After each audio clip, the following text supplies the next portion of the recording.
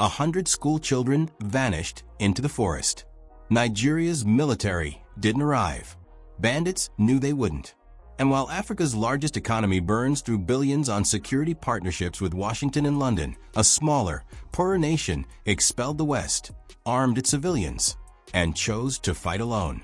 Burkina Faso is bleeding, but it's moving forward. Nigeria is paralyzed, and the difference between them could determine whether West Africa survives the next 5 years or fractures entirely. On March 15, 2025, Jihadist fighters from Jamaat Nusrat al-Islam wal Muslimin tore through the towns of Diapaga and Solenzo in eastern Burkina Faso. Civilians were killed, infrastructure was burned, and the raids, carried out with precision and audacity, were a brutal reminder that Burkina Faso's military pivot away from Western reliance has not ended the insurgency. It's intensified the stakes. This is not just about one country's strategy. It's about whether sovereignty-first military doctrine can succeed where Western-backed counterinsurgency has repeatedly failed across the Sahel. Burkina Faso's current trajectory began with a rupture. In 2022, frustration with France's military presence and perceived failure to contain jihadist expansion led to 2 successive coups. Captain Ibrahim Traoré seized power, dismissed French forces, and turned instead to Russia for military support and training. The message was clear: Burkina Faso would no longer outsource its security. It would reclaim operational control, mobilize its own forces, and rely on local volunteer defense groups to hold territory. This was framed not just as a tactical shift, but as a reassertion of sovereignty. For a population weary of foreign intervention and relentless violence, the narrative resonated. But sovereignty does not guarantee security.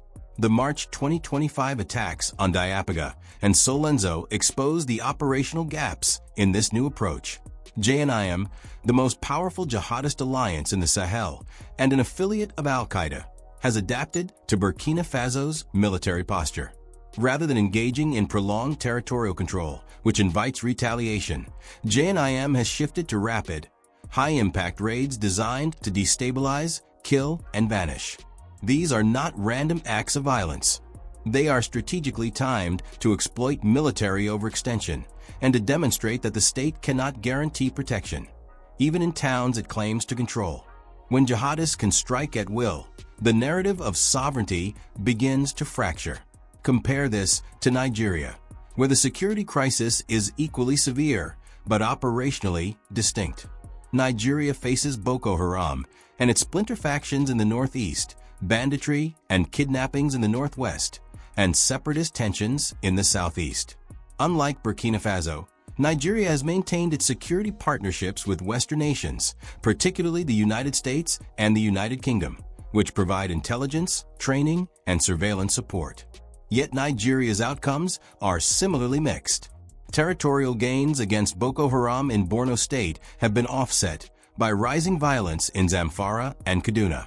The Nigerian military is better equipped than Burkina Faso's, but it is also overstretched, under-resourced, and plagued by corruption. The difference is not just in strategy, but in scale. Nigeria is fighting multiple insurgencies across a population of over 220 million. Burkina Faso is fighting a concentrated jihadist threat across a smaller, but equally fragile state. What both countries reveal is that counterinsurgency in the Sahel and West Africa is not a problem of doctrine alone. It is a crisis of state capacity. Burkina Faso's decision to reject French military support was politically popular, but it did not address the root issue: the inability of the state to provide security, governance, and economic opportunity in rural areas where jihadists recruit. Nigeria's reliance on Western partnerships has not solved this either. Both countries are locked in a cycle where military action displaces insurgents temporarily, but does not eliminate the conditions that allow them to return.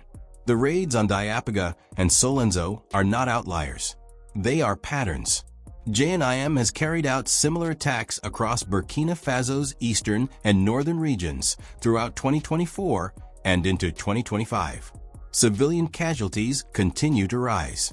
Volunteer defense groups, often poorly trained and lightly armed, are being targeted. and the state's ability to project power beyond major urban centers remains limited. This is the geopolitical reality. Sovereignty without capacity is symbolic. And in the Sahel, symbols do not stop bullets.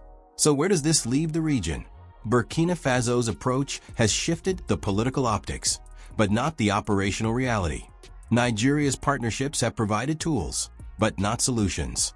And across the Sahel, from Mali to Niger to Chad, governments are grappling with the same question. Can any military strategy succeed when the state itself is weak? The March 2025 attacks are not just a tactical setback for Burkina Faso. They are a signal. Jihadist groups are not retreating. They are adapting. And the window for effective intervention is closing. School children marched into the forest at gunpoint. Over 100 students from Papiri, in Nigeria's northwestern Kaduna state, taken in broad daylight by armed bandits who knew the military wouldn't arrive in time. This wasn't a jihadist raid. It wasn't Boko Haram or Islamic State West Africa province. It was a criminal network operating with near impunity in a region where the Nigerian state has lost operational control. And that distinction matters because Nigeria isn't fighting one insurgency. It's fighting 3 simultaneous crises, and it's losing ground on all of them. The Papiri kidnapping is part of a pattern that has become routine in Nigeria's northwest. Bandits, often organized into heavily armed cells with links to local communities, target schools because the returns are guaranteed. Families pay ransoms. State governments negotiate, and the cycle repeats. These groups are not ideologically motivated. They are profit-driven, exploiting the vacuum left by a military that is stretched too thin and a police force that lacks the resources to patrol rural areas. This is not counterinsurgency. This is state failure masked as a security operation. Now shift east to Borno and Yobe states, where the threat is ideological and far more entrenched. Boko Haram and its more capable offshoot, ISWAP, have spent over a decade carving out influence in northeastern Nigeria. ISWAP in particular has evolved from a fragmented militant group into a quasi-state actor with taxation systems, governance structures, and the ability to launch coordinated offensives against military bases. Recent attacks along the Nigeria-Chad border have targeted army positions, displaced thousands, and demonstrated that despite years of Nigerian and multinational military intervention, these groups are not contained. They are adapting. The contrast with Burkina Faso is sharp. Burkina Faso may be facing brutal raids from JNIM, but it has centralized its military strategy under a sovereignty-first model. Russia replaced France. Local volunteer groups were mobilized. The chain of command is clear, even if the outcomes are mixed. Nigeria, by comparison, is operationally fragmented. The military operates in the northeast. Police forces, often underfunded and poorly trained, are responsible for banditry in the northwest. State governments negotiate independently with kidnappers. There is no unified counterinsurgency doctrine, and coordination between federal and regional forces is weak at best. This fragmentation is not accidental. Nigeria's federal structure, designed to balance power across a diverse and populous nation, has created security silos. State governors control significant resources and influence, but lack the military capacity to address armed groups. The federal government controls the armed forces, but is often slow to respond to localized crises. And in that gap, extremist networks expand.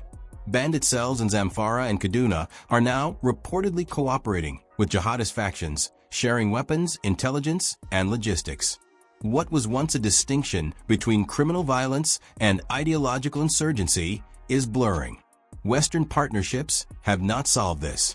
The United States and United Kingdom provide intelligence support, surveillance technology, and training to Nigerian forces.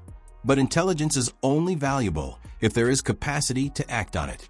And Nigeria's military, despite being one of the largest in Africa, is overstretched, under-resourced, and plagued by corruption that siphons funds meant for equipment and salaries. Soldiers in the Northeast have gone months without pay. Bases lack ammunition. Meanwhile, ISWAP fighters are well-armed, disciplined, and capable of sustaining prolonged engagements. So why does this matter beyond Nigeria? Because Nigeria is Africa's most populous nation and its largest economy. Instability here reverberates across the region. Displaced populations move into Chad, Niger, and Cameroon, straining resources in countries already facing their own insurgencies. Jihadist networks in the Lake Chad Basin are interconnected, meaning a weakened Nigeria creates opportunities for groups operating across borders. And as Nigeria's hybrid threats expand, the model of fragmented counterinsurgency it represents becomes a warning for other West African states navigating similar pressures. The Papiri kidnapping will likely end the way most do: negotiations, ransom, release, and then it will happen again, because the structures that allow it remain intact. Burkina Faso's approach may be flawed, but at least it is decisive. Nigeria's approach is reactive, decentralized, and increasingly overwhelmed. The question is not whether Nigeria can regain control. The question is whether it still has the institutional capacity to try. And right now, the evidence suggests it does not. Burkina Faso walked away from the table. In January 2024, it formally withdrew from the Economic Community of West African States, severing ties with the regional bloc that had defined West African diplomacy for decades. This wasn't symbolic posturing. It was a calculated geopolitical maneuver. By stepping outside ECOWAS, Burkina Faso freed itself from the diplomatic constraints that come with regional consensus building, sanctions threats, and Western-aligned frameworks. It could now pursue security partnerships on its own terms, prioritize its own operational doctrine, and align with actors that ECOWAS members would never publicly endorse. Nigeria, meanwhile, remains locked into those very frameworks. And that difference is reshaping the balance of power across the Sahel and West Africa. Burkina Faso's decision to exit ECOWAS wasn't made in isolation. Mali and Niger followed the same path, forming what has effectively become a counterbloc within the region. Together, these three nations represent a rejection not just of ECOWAS, but of the broader Western security architecture that has dominated West Africa since the Cold War. France was expelled. U.S. military cooperation scaled back. And in their place, Russia arrived. Wagner Group mercenaries, rebranded under Africa Corps, now operate in the region. Russian military instructors train Burkinabe forces. Arms deals bypass European suppliers. This is not a partnership of equals, but it is a partnership that Burkina Faso controls on its own terms, without the diplomatic oversight that comes with ECOWAS membership or reliance on Western military aid. The strategic flexibility this provides is significant.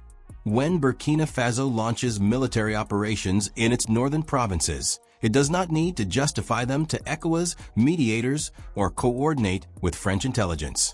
When it mobilizes volunteer defense groups, it does not face scrutiny from human rights organizations tied to Western funding. And when it negotiates ceasefires or conducts offensives, it does so without the bureaucratic delays that come with multilateral security frameworks. This is sovereignty in practice, even if the results remain mixed.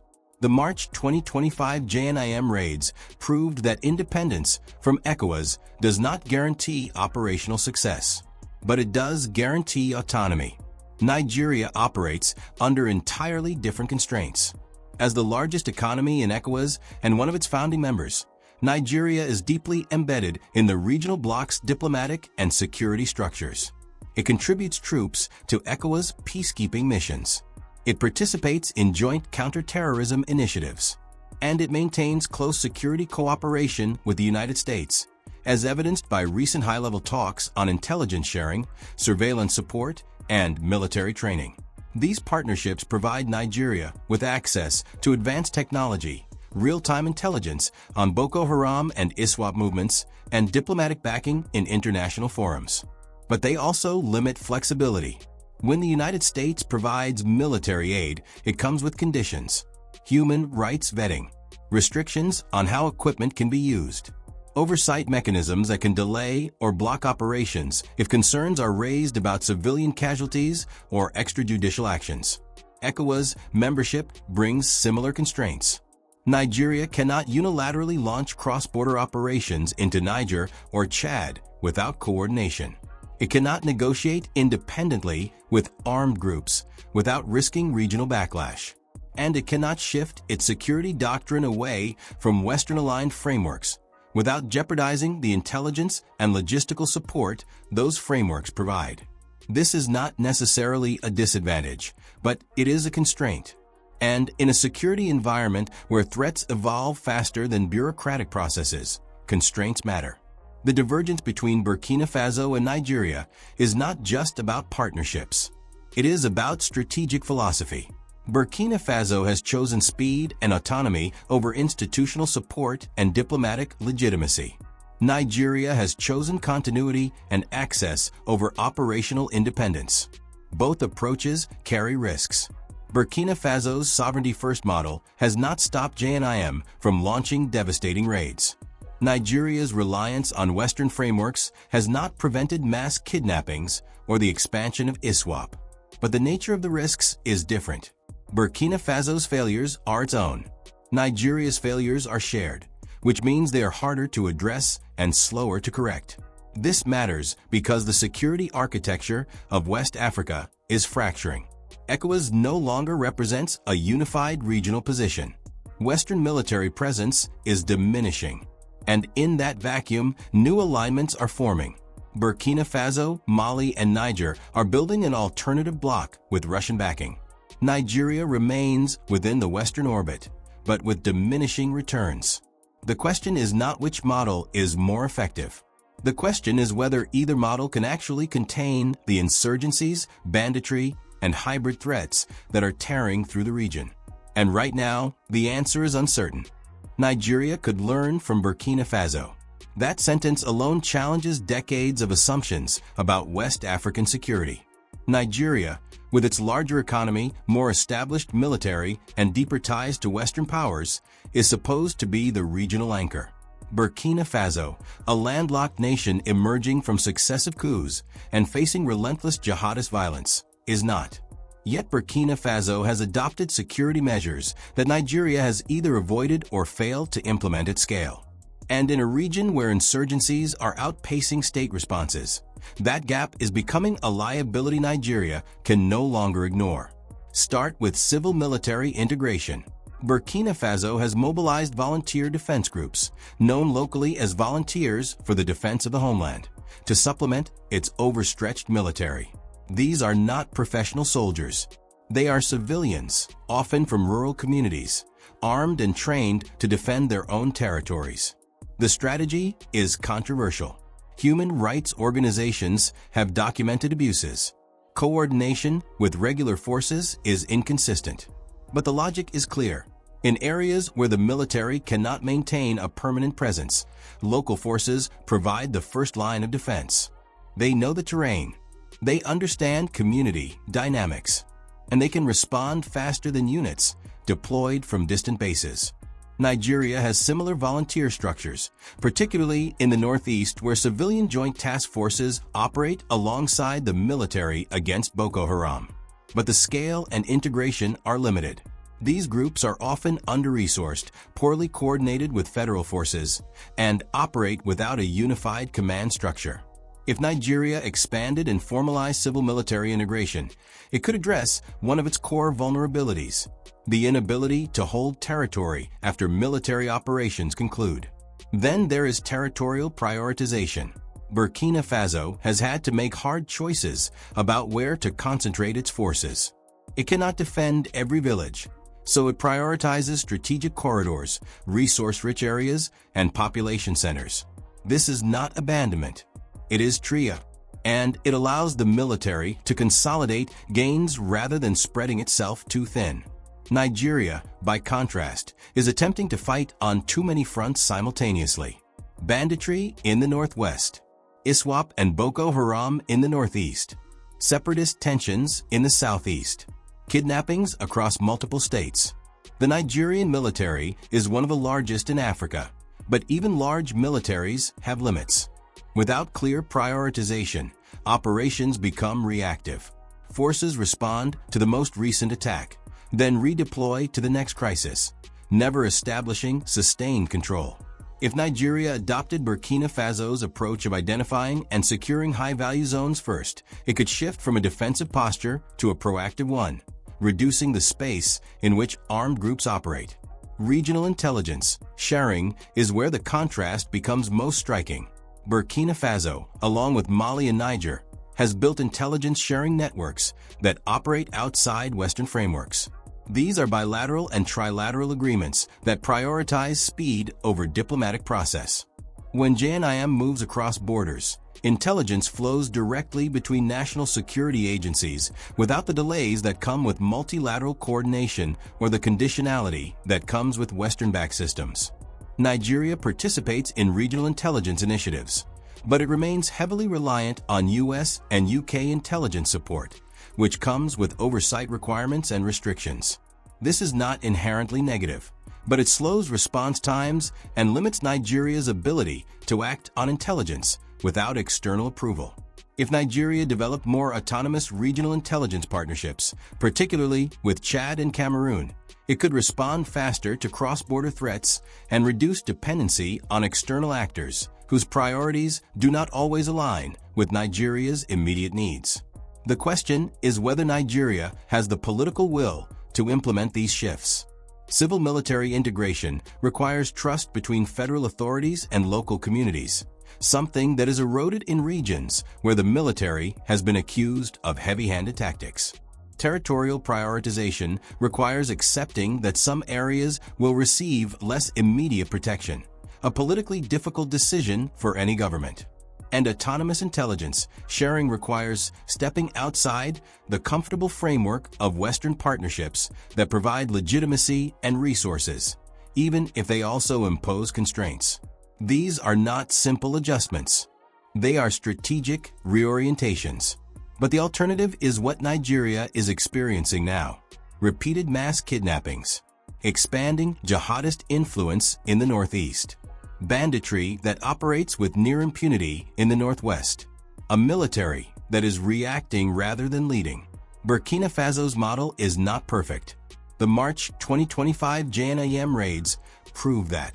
But it is a model built on decisive action, local integration, and strategic focus. Nigeria has the resources to adapt these lessons. The question is whether it will act before the window closes entirely.